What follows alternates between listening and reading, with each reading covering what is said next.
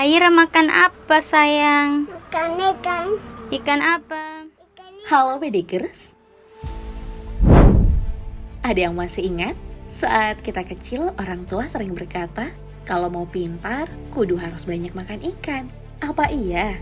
Tentu anggapan ini gak selamanya benar. Meskipun mantan Menteri Kelautan dan Perikanan Ibu Susi Pujiastuti juga pernah menyampaikan hal ini lewat Twitter. Oke, ngomongin soal ikan, masalah laut juga gak boleh kita lupakan. Misalnya, kapal asing yang sering menyelundup ke perairan Natuna, di mana para TNI Angkatan Laut negara kita sering dibuat geram. Mau tahu apa solusi terbaik dari masalah tersebut? Jawabannya, nonton tayangan berikut sampai habis. Yuk kita bongkar.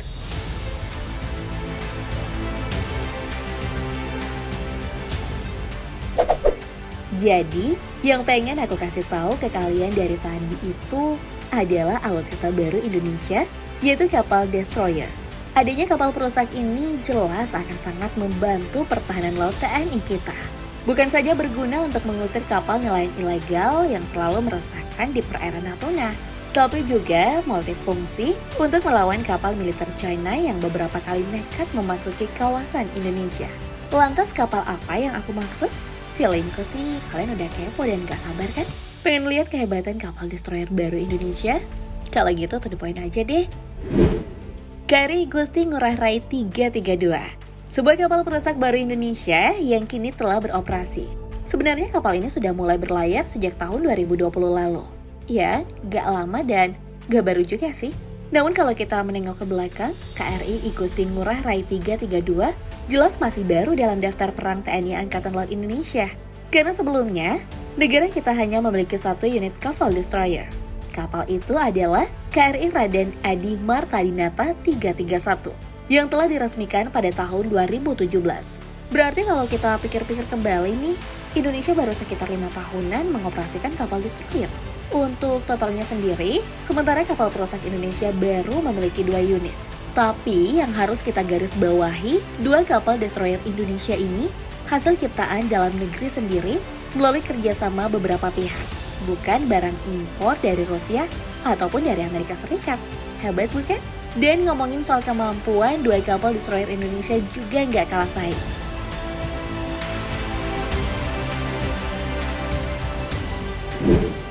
Nah, mari kita mulai dari pendahulu KRI Igusti Ngurah Rai 332, yaitu KRI Raden Edi Marta Dinata 331.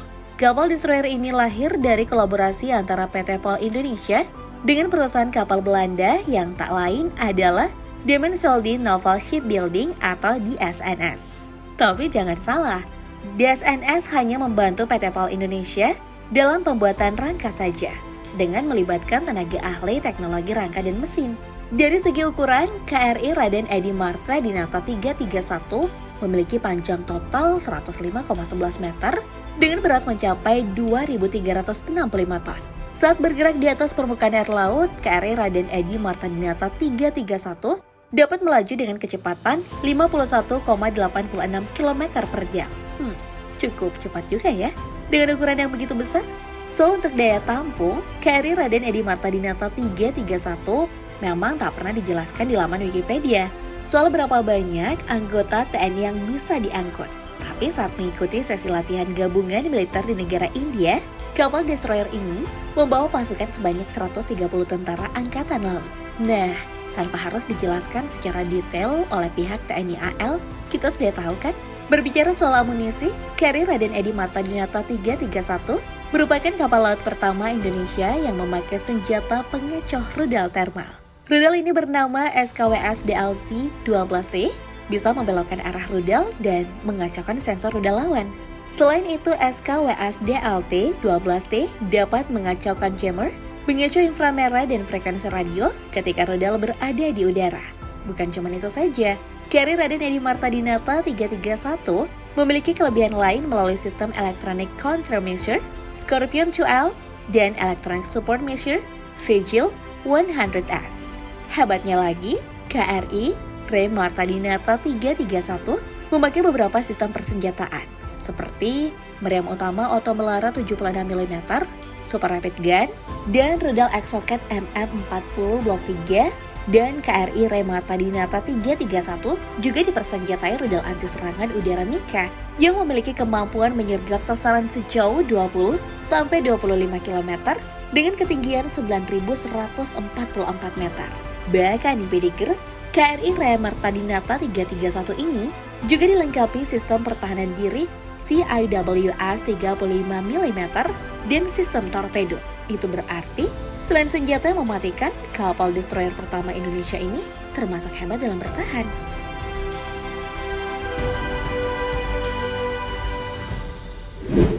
Dan sudah saatnya, mari kita lihat kehebatan dari KRI Igusti Ngurah Rai 332. Melihat nama kapal destroyer ini, kayaknya sudah familiar dengan warga Indonesia?